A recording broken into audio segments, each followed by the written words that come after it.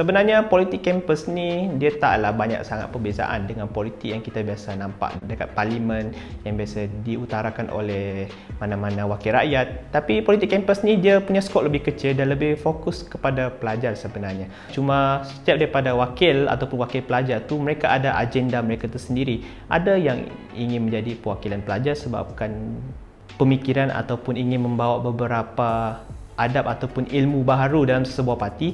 Ada yang nak jadi sebab nak dapatkan keistimewaan daripada menjadi seorang perwakilan pelajar, dan ada yang nak jadi perwakilan pelajar sebabkan mereka nak kuasa. Jadi kita sebagai mahasiswa ataupun mahasiswi ni kita kenalah bijak untuk memilih siapakah yang kita nak jadikan kita punya perwakilan pelajar, sebab kadang-kadang ada yang kita dapat pemimpin tu tak function langsung.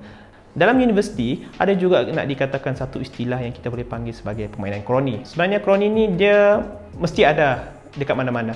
Tak kisahlah di tempat kerja maupun universiti. Universiti pun ada sesetengah yang mengamalkan sistem kroni. Contohlah sesebuah universiti tu dia tak ada coach yang tertentu untuk melatih dalam beberapa sukan, macam contoh bola sepak ke, futsal ke, bola tampar ke. Jadi nak tak nak, untuk universiti itu menghantar wakil, mereka terpaksa cari student yang paling aktif dalam sukan tersebut, dan student tersebut nak tak nak mereka akan memilih pemain berdasarkan mereka punya minat dan juga pemain yang selalu main dengan mereka.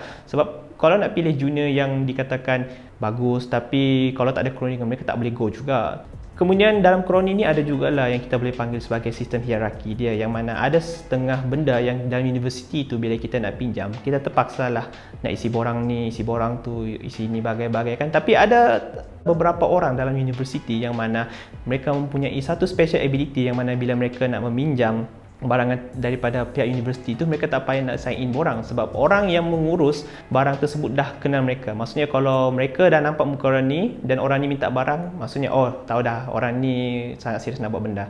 Saya tak katakan bahawa orang yang ada orang dalam ni tak bagus. Sebenarnya orang dalam ni dia bagus. Satu, sebab dia memudahkan kerja kita. Maksudnya kita tak payahlah nak tunggu tempoh masa yang lama untuk mendapatkan barang tersebut. Jadi orang ni dia macam shortcut lah. Maksudnya daripada 2 hari menunggu, mungkin kita boleh dapat dalam 1 hari je.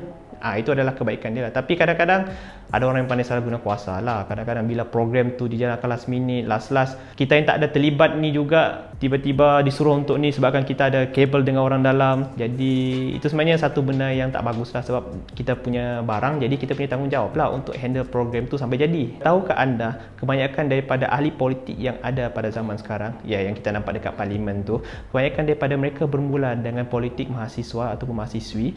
Dan kita sebagai rakyat kena bijak memilih pemimpin kita, sebab siapa yang kita pilih ni, lagi-lagi pada zaman belajar ni, mungkin pada satu hari mereka akan menerajui bidang kepimpinan pada masa hadapan. So itu adalah tugas kita sebagai rakyat untuk memastikan orang yang tak function ni ataupun orang yang salah guna kuasa ni tak menduduki dan mendapat kuasa daripada rakyat hasil daripada demokrasi.